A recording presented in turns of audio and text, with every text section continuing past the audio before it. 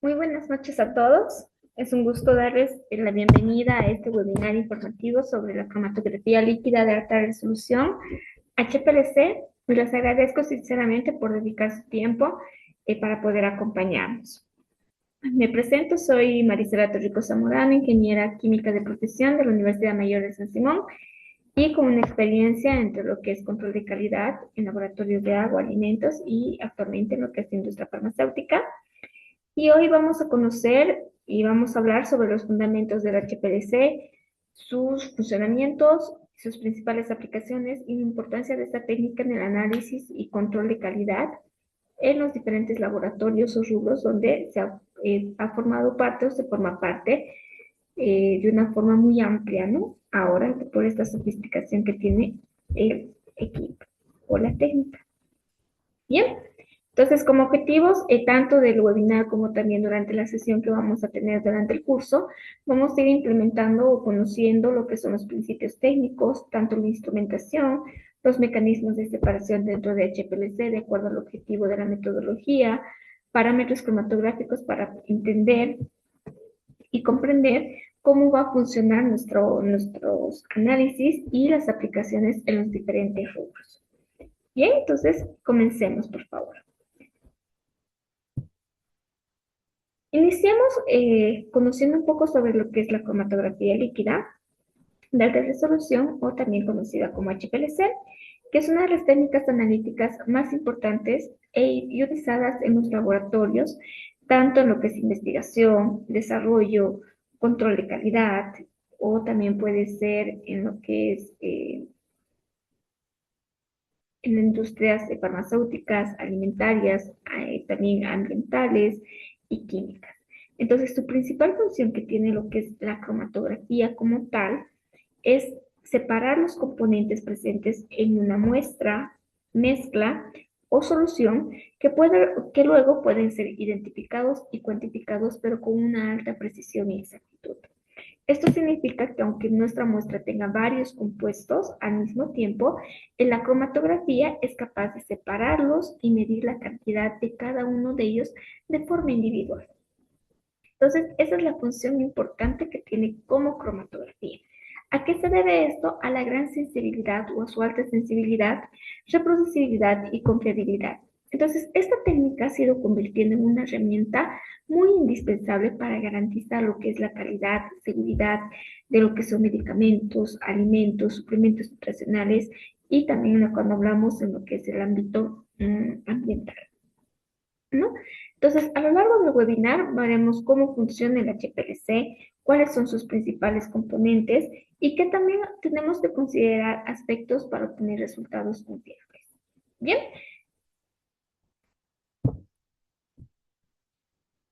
entonces, al mencionar que la cromatografía líquida, o en este caso la cromatografía es una técnica de separación, esto significa que cuando nosotros vayamos a tener o que esto más bien se basa en dos partes muy importantes.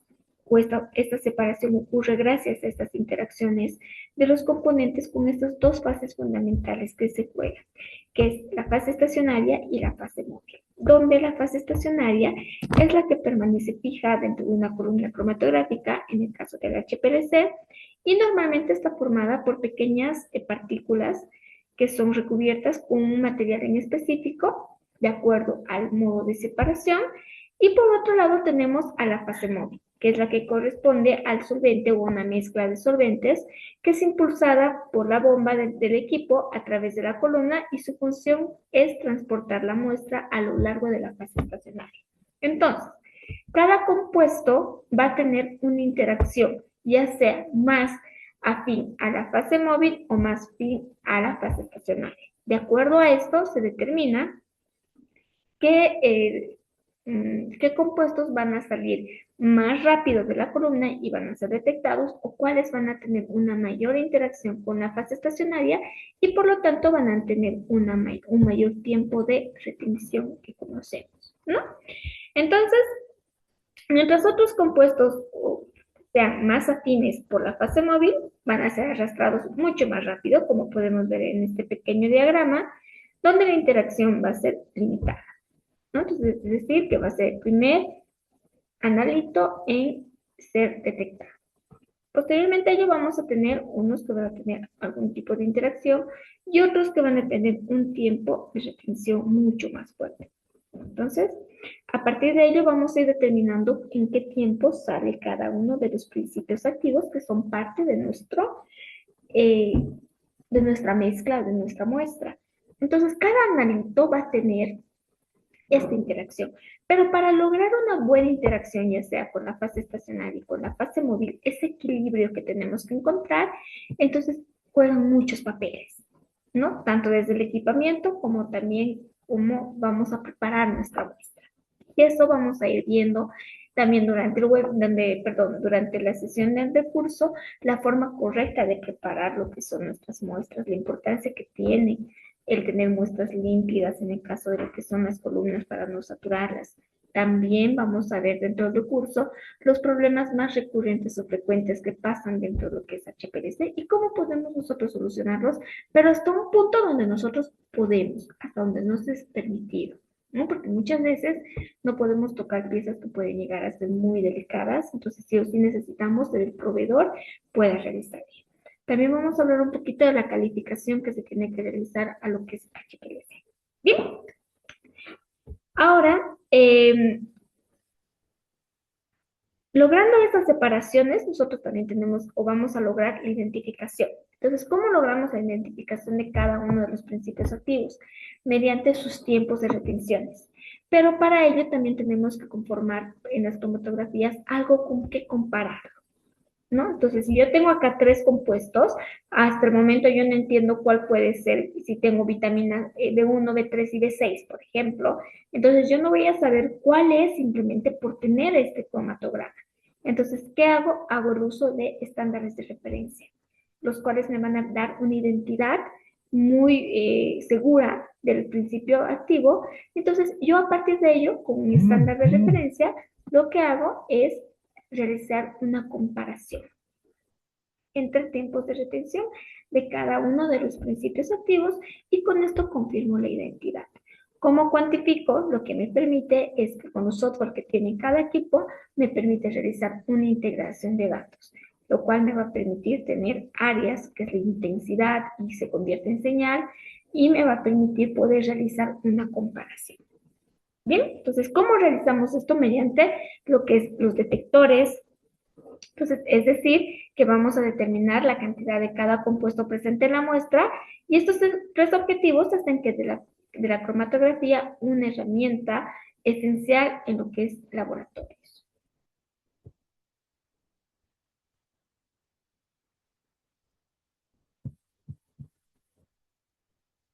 Ahora conozcamos un poco sobre el principio que tiene como cromatografía y veamos cómo funciona cada boca del sistema en este caso, ¿no? Entonces, en este punto contamos primero con lo que son las bombas, que en este caso como tal indica su nombre es de alta presión, ¿no? Porque en este caso de la columna tenemos son partículas separadas que están o sea, están muy unidas, ¿no? Entonces lo que hace es tener estas bombas a alta presión, ¿para qué? Para que pueda pasar a través del inyector, llegar a perdón, a la columna y pasar por el detector, ¿no? Entonces, a todo esto es este sistema que gracias a la presión, la fase móvil que transporta la muestra hacia la columna, es donde ocurre la separación de todos los compuestos. Bien, aquí también es importante y vamos a ir conociendo y aprendiendo también cuáles son estos factores importantes dentro de la cromatografía para tener un buen resultado. El resultado que nosotros tenemos que buscar es un cromatograma, que es una representación gráfica de todos los componentes que tiene nuestra muestra. Bien, pero también tenemos que ver que tiene que cumplir como lo que es asimetrías, número de platos teóricos, o sea, todos los parámetros cromatográficos. Bien, dentro de la cromatografía, la columna es el componente tal vez más importante del sistema, ya que contiene lo que es la fase estacionaria.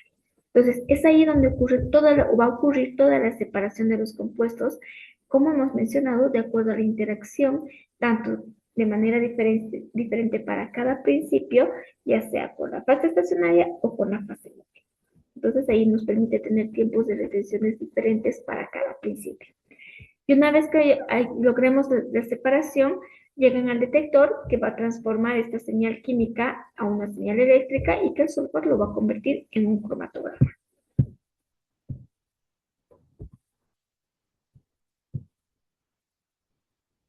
Bien, lo que mencionábamos aquí, donde vamos a tener nuestra fase estacionaria. En este ejemplo, por ejemplo, es una C18, donde vamos a tener nuestras partículas o nuestros enlaces, donde se va a permitir esta interacción, ¿no? Entonces vamos a tener la inyección, nuestros analitos, la fase estacionaria y cada uno va a ir reteniéndose de acuerdo a esa afinidad.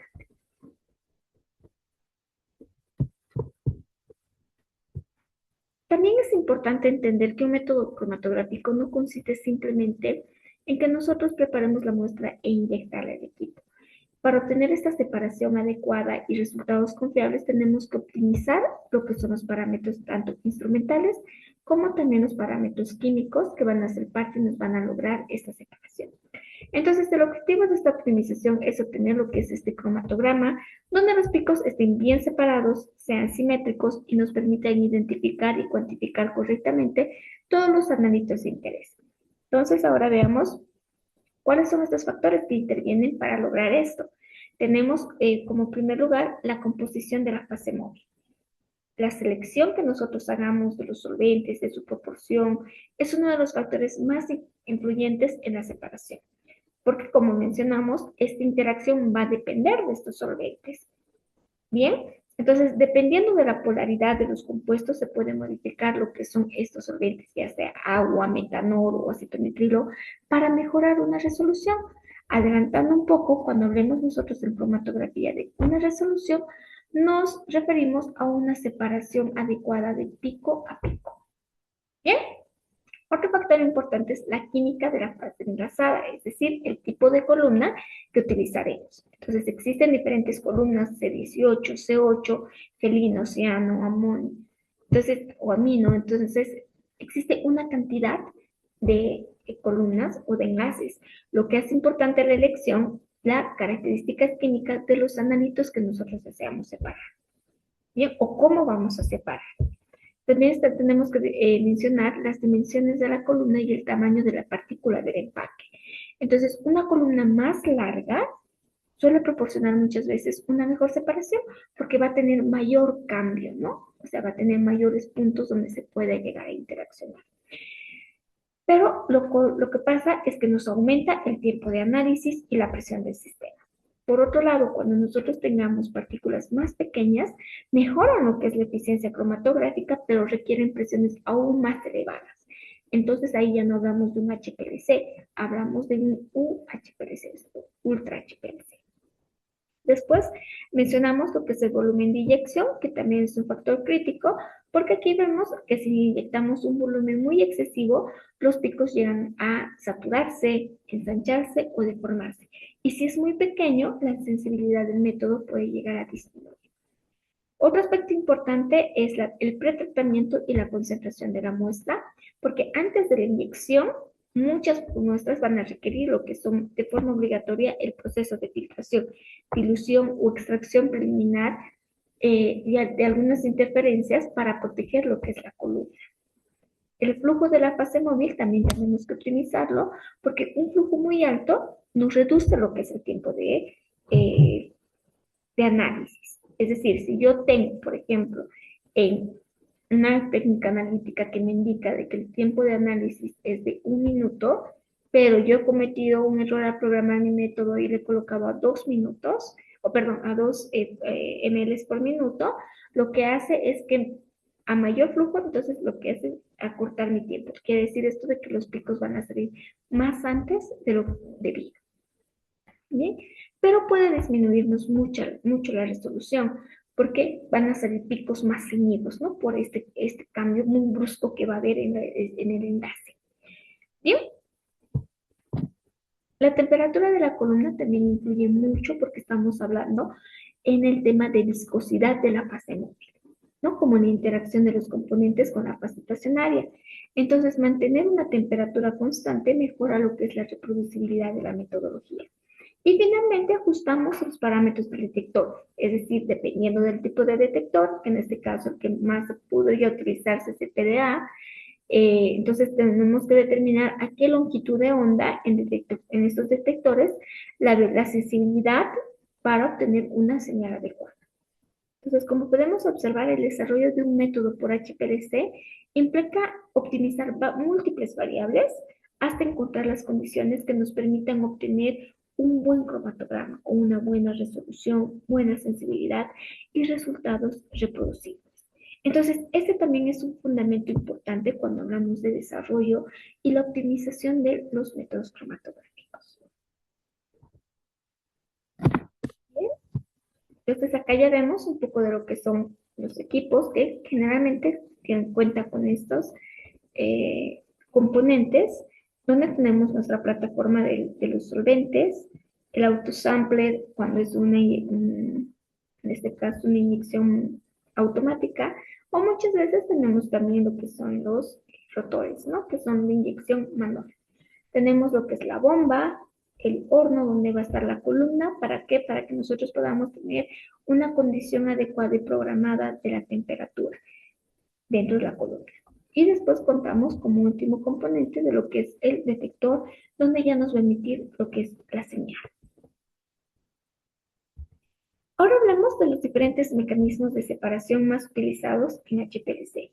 La cromatografía reversa, la fase normal, el intercambio de iones y la exclusión por tamaño, que son las principales. Entonces veamos y vamos a ver cada una de ellas, donde la más utilizada puede ser esta en HPLC, que es la fase reversa o de acuerdo a bibliografía también lo conocen o lo denominan como fase inversa, ¿no?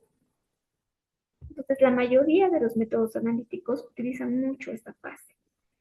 Es decir, que la fase estacionaria es apolar o hidrofóbica, mientras que la fase móvil es polar.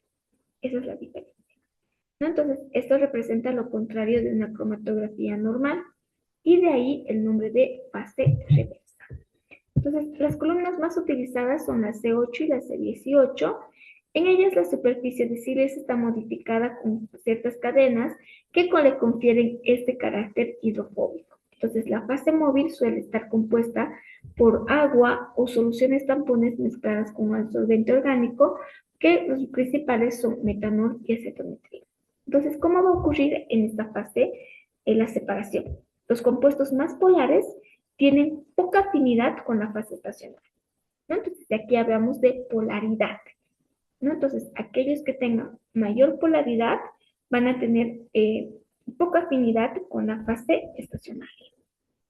Entonces, iba a permanecer principalmente los analitos en la fase móvil, por lo que atraviesan la columna rápidamente y eluyen primero. En cambio, los compuestos menos polares o más hidrofóbicos van a interactuar mucho más con la fase estacionaria y van a tardar en eluir. Por lo tanto, van a ser retenidos y van a eluir después. La ventaja de la fase reversa es que ofrece una excelente resolución, ¿no? Buena reproducibilidad y una gran versatilidad, porque es la técnica más utilizada en lo que hablamos en la industria farmacéutica, la industria de alimentos o suplementos nutricionales.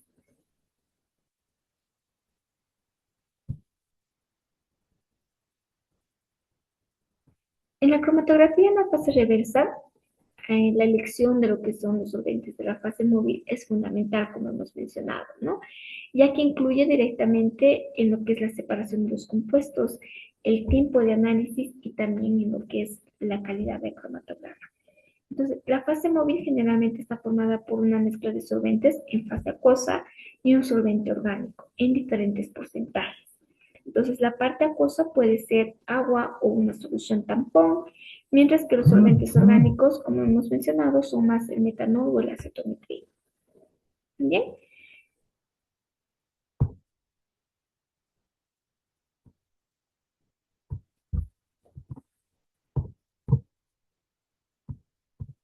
Ahora veamos el otro mecanismo de separación, que es la fase normal.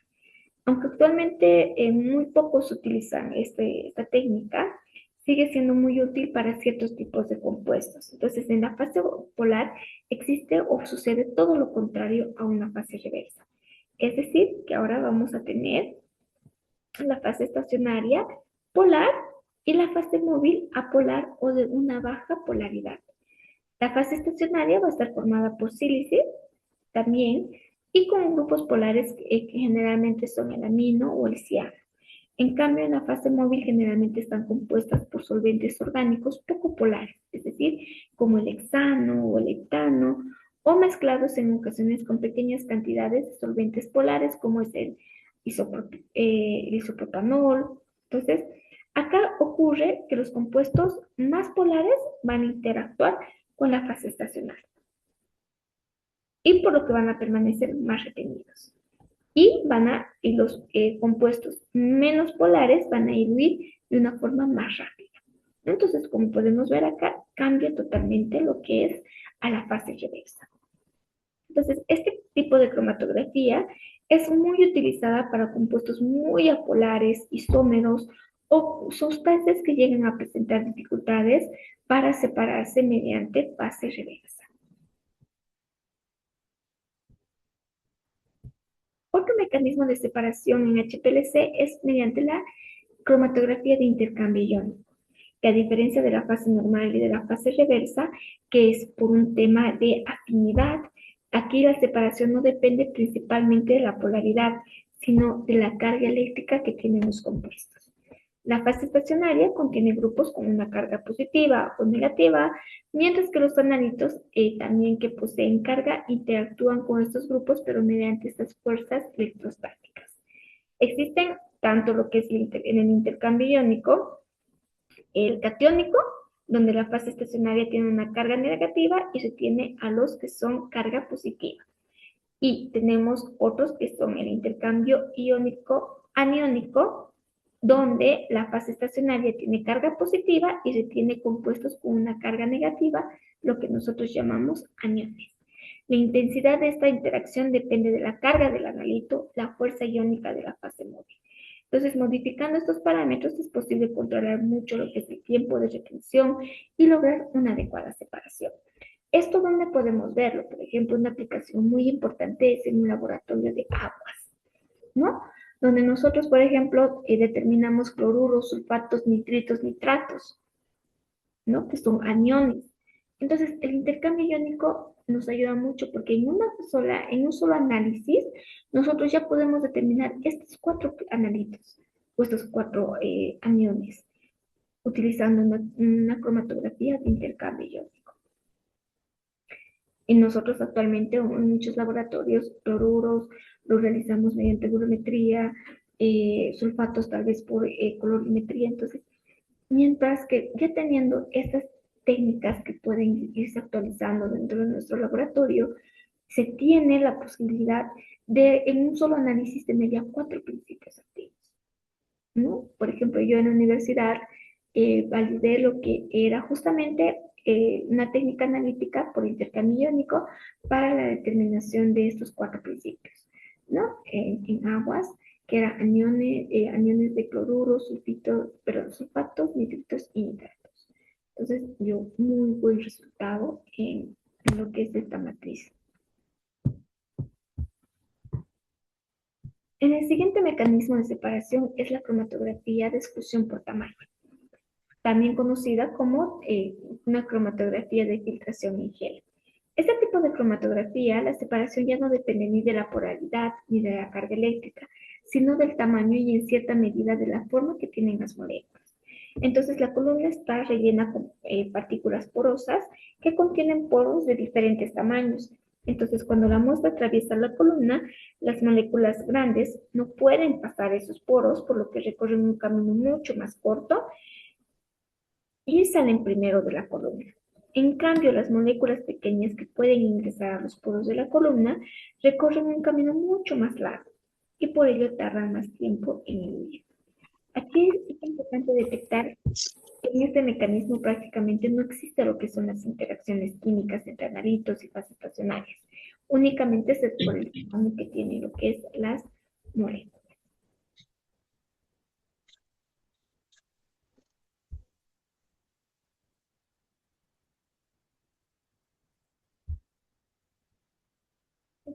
su micrófono encendido, por favor. Bien.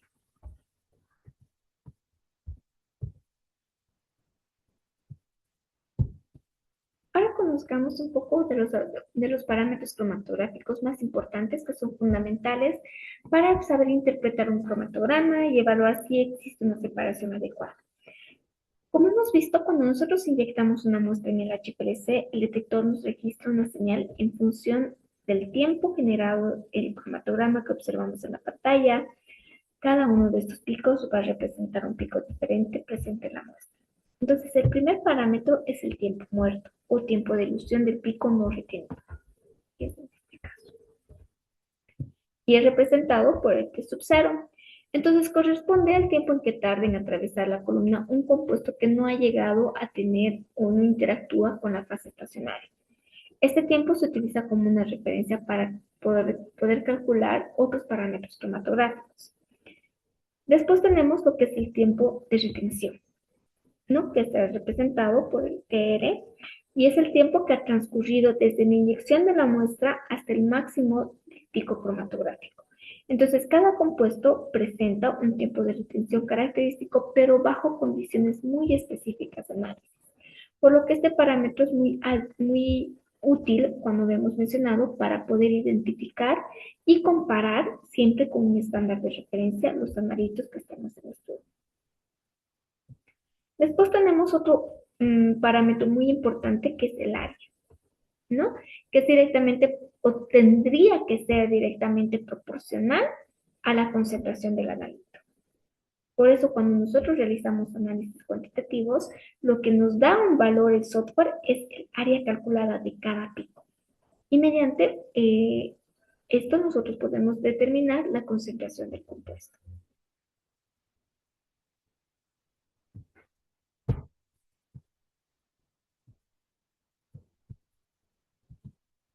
Como les mencionaba hace unos minutos, la resolución también es uno de los parámetros más importantes para evaluar un método por HPLC. Esta resolución cromatográfica nos representa como RS y nos mide que también están separados dos picos consecutivos en un cromatograma. En otras palabras, nos indica si el equipo puede diferenciar claramente dos compuestos o si ambos pueden aparecer superpuestos, como es este caso. Entonces, cuando la resolución es muy baja, los picos se traslapan, es difícil identificarlos o cuantificarlos correctamente cada compuesto porque están sobrepuestos. O sea, no sabemos, no hay esta uniformidad del pico.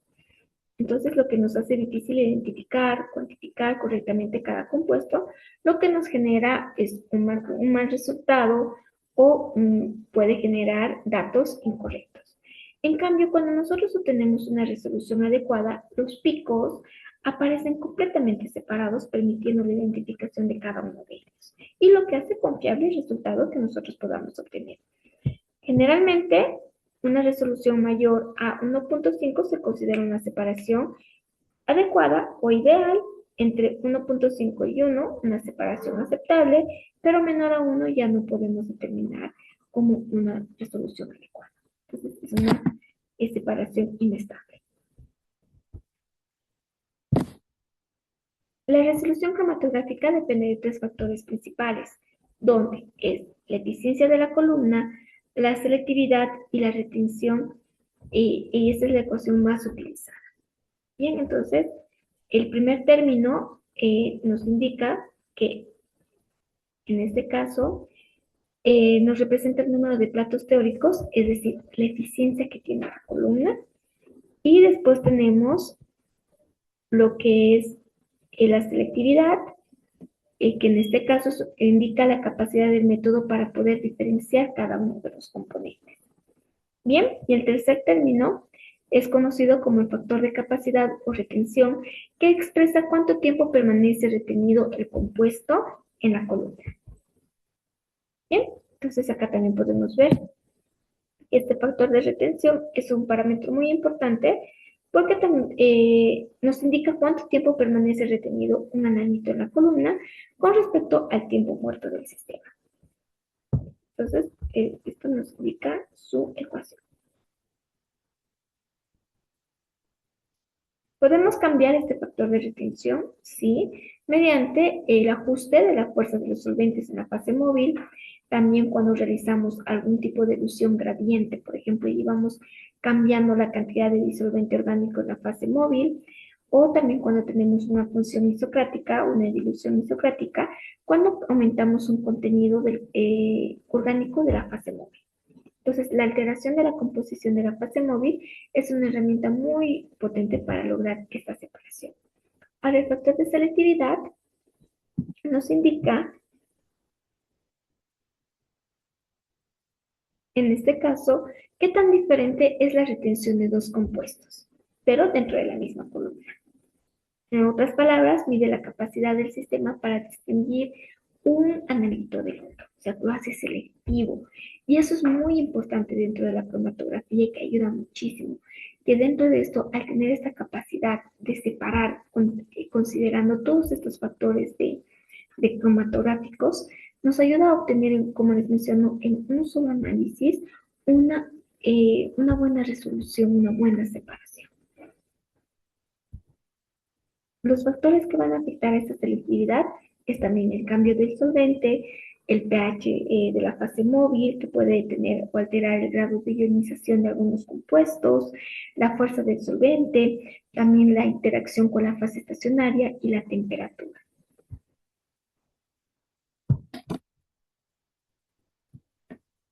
Cuando nosotros hablamos de eficiencia, tenemos que entender que nos indica que también es capaz una columna de producir picos estrechos y bien definidos. Bien, entonces la eficiencia se expresa midiendo el número de platos teóricos, representado en este caso por el número F, o por la letra N, perdón. Aunque una columna no tiene platos teóricos físicos o platos físicos, este compuesto lo utilizamos para describir de una forma matemática la capacidad de la separación de la columna. Entonces, nosotros también podemos determinar en qué condición se encuentra la columna mediante este criterio de número de platos teóricos. Cuando se obtiene, por ejemplo, un mayor número de platos teóricos, genera picos mucho más estrechos y simétricos, lo que facilita la separación entre compuestos cercanos y nos mejora la resolución. Pero cuando la columna con una baja eficiencia nos reproduce picos más anchos, aumentando una probabilidad de que se superpongan y nos va a dificultar mucho en su resultado. Bien, entonces una forma nosotros también de verificar cómo se encuentra la columna es mediante el número de platos teóricos, que nos va a dar un indicio de que se encuentra en qué condiciones. Si ya está saturada, por ejemplo, la columna, vamos a tener una disminución entre lo que es el número de platos teóricos.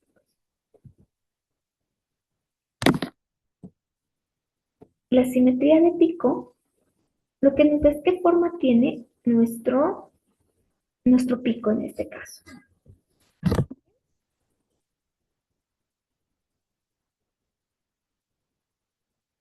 Entonces acá tenemos que ver de que el pico sea gaussiano, ¿no? Tenemos que tener picos que no tengan, por ejemplo, en este caso cola ni izquierda ni a derecha, ¿no?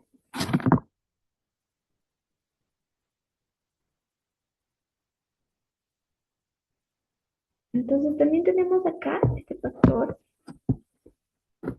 donde tenemos que buscar que tenga una forma similar a una campana, sin embargo, muchas veces puede pasar de formaciones, ¿no? Tenemos lo que es el tagging o la cola de pico cuando ocurre que el pico se extiende hacia la derecha y puede generar como interacciones secundarias del analito con la columna o también problemas de pH o puede ser por el deterioro o envejecimiento de la columna. Bien, el fronting o frente de pico ocurre cuando el pico se ensancha hacia la izquierda y en este caso está relacionada con la sobrecarga de la columna o una concentración de la muestra muy elevada. Entonces tenemos que ver de que el factor de simetría está de 1 a 0,05, aceptable, o perdón, excelente, aceptable 1,2. Ya cuando tenemos estos tipos de asimetrías, ya no podemos aceptar. Bien. También vamos a hablar dentro del curso de los diferentes tipos que hay y de las calidad también de las características que tiene las columnas por HPLC, ¿no? Que son nuestra fase estacionaria, donde vamos a ver tipo de superficie, tamaño de poro, tamaño de partícula, que les van a dar propiedades químicas, estabilidad química, sensibilidad, el factor de retención. Ahora otro punto es, en este caso, las dimensiones que tiene la columna de interacción, que va a tener la longitud, el diámetro interno y que van a tener influencia en las propiedades físicas como es la eficiencia y la velocidad.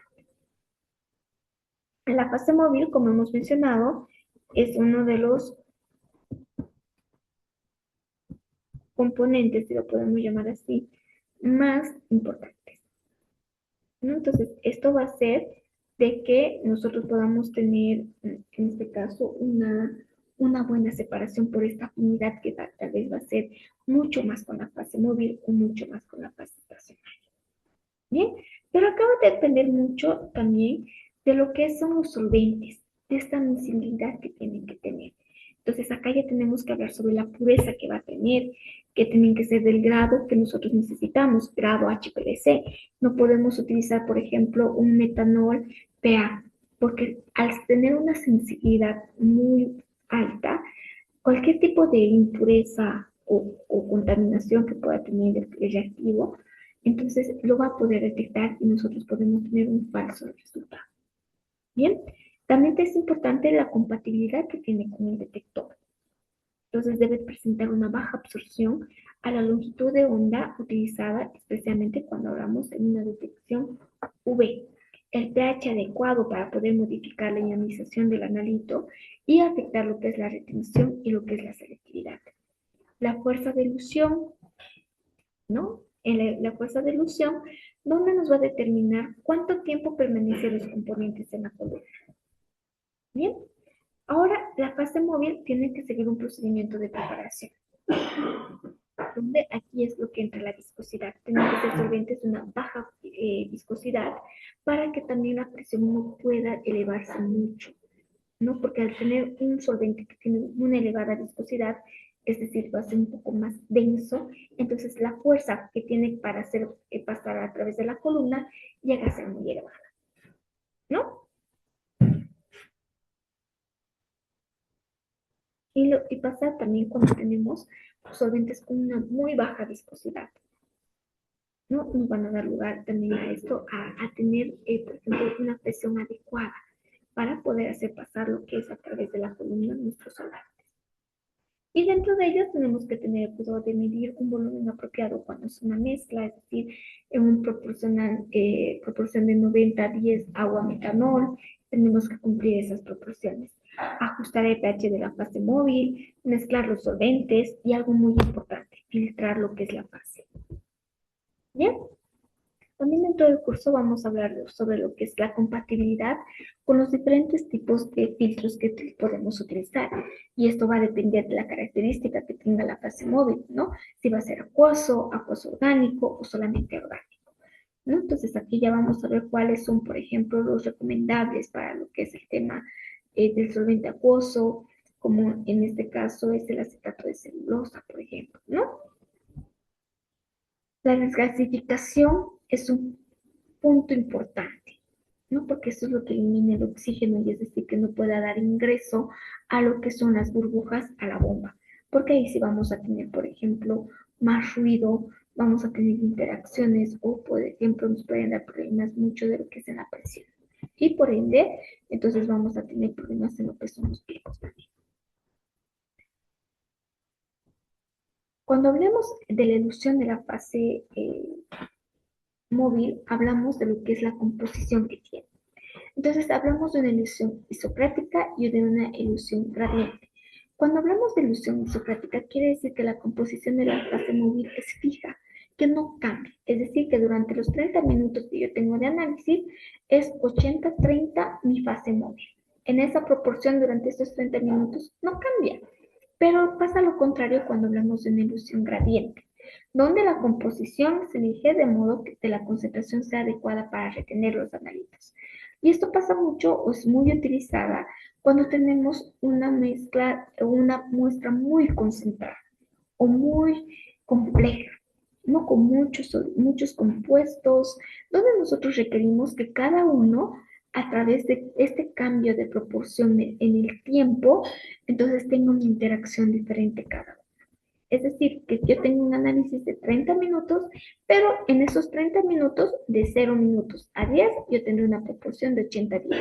De 10 a 20 tendré una proporción de 20-80, ¿no? Entonces voy jugando con los solventes, con la fase móvil. Cuestión de que este juego de la fase móvil tenga una interacción diferente con los analitos. Y ahí ayuda muchísimo cuando tenemos, como les menciono, muestras muy complejas. Bien, tenemos diferentes aplicaciones, como les he mencionado. Tenemos en lo que son plantas químicas, productos de consumo, farmacéuticos, ambientales, clínicos, entonces cosméticos también que se utilizan. Entonces, tiene una aplicación muy amplia. Y lo que hace muy importante es que nos da sensibilidad. Sensibilidad a concentraciones también que pueden llegar a ser muy bajas. Por ejemplo, cuando hablamos de pesticidas o cuando hablamos de algún tipo de contaminante, por ejemplo, entonces nos ayuda mucho esa sensibilidad, ¿no? De detectar concentraciones muy bajas. Bien, también dentro del curso vamos a hablar un poco de lo que es la validación de métodos analíticos mediante esta técnica por HPLC. También los problemas y las resoluciones, también como les he mencionado a un inicio, que nos van a permitir entender, por ejemplo, en nuestro día a día con este equipo, el tema de comprender qué puede estar sucediendo. Por ejemplo, si yo tengo una presión muy alta, puede ser que se ha saturado la columna, o que en este caso puede ser que no se haya filtrado adecuadamente o haya ingresado algún tipo de burbuja. Pero siempre y cuando nosotros como analistas o como responsables del equipo tenemos un límite hasta donde llegar. Entonces no podemos tocar piezas que pueden llegar a ser muy delicadas y costosas. Entonces sí, vamos a aprender también este punto de la purga, de lo que son los solventes, fases móviles, las filtraciones. Entonces también vamos a ver los diferentes filtros Jeringa que podemos utilizar, las partes del autosampler, la importancia que tienen los viales. En este caso también si tenemos principios que pueden ser lábiles a la luz, que tengamos que tener características ámbar, por ejemplo, del material. También vamos a ver una parte aplicativa en lo que son los cálculos, por ejemplo, con algunos ejemplos que podemos dar para poder calcular la concentración. Bien, entonces todo eso lo vamos a ver dentro del curso. No sé si existe alguna duda, por favor.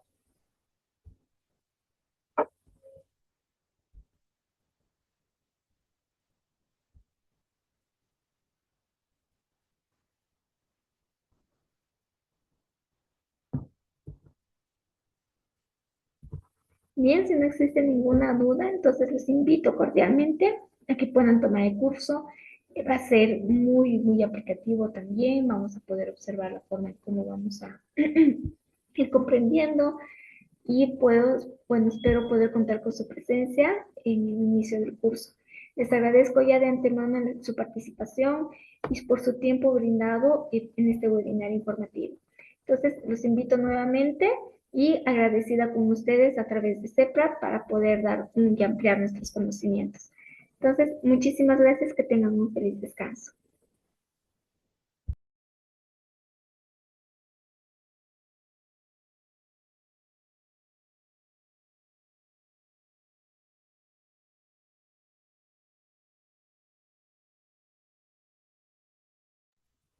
Y no olviden algo más, no olviden que pueden inscribirse mediante el número de WhatsApp informativo que se les ha enviado. Entonces, los invitamos. Ahora sí, que tengan un feliz descanso y buenas noches. Gracias.